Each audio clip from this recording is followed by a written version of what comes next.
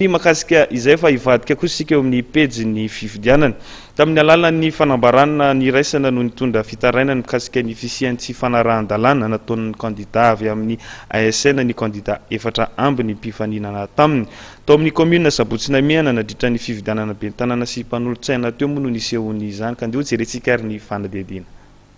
Nirefeu ny candidat efatra amin'ny commune Sabotsynamiana distriktina Avaradrano nanao fitarainana mikasika ny fomba tsirariny sy tsy ara-dalàna nataon'ny candidat avy amin'ny association votatsika Sabotsynamiana nandritra ny andro ny fifidianana ben'ny tanàna sy ny mpanolotsaina ny raiky amin'ny 3 Jolay teo.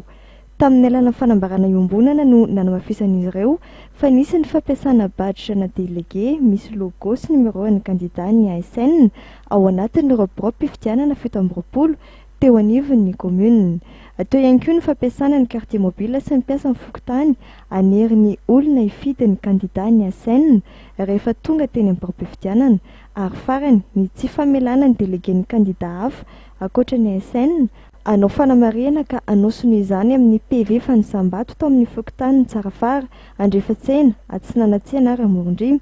Ireo fanambarana ireo moa dia arahan'ireo candidat proof amin'ny tena fitrangan'ireo tsy fanarahan-dalàna ireo nandritra ny andro ny fifidianana teo. Manoloana izany dia miantso ny tompony andraikitra indray ny andraikitra manandrify azy amin'ny fijerena akaiky ity raharaha ity mba hisiany mangarahara sy ho fiarovana ny safidy marina ny mpifidy. Ireo candidat efatra tao amin'ity commune ity dia ny candidat natolotry ny team Andriamatoa Alain Razafindratsimba avy amin'ny Pahamapara, Andriamatoa Vonjara Maromanana avy amin'ny HVM Dr Elira Kotoramanana ary ny MMM Andretseolona Ramamonson.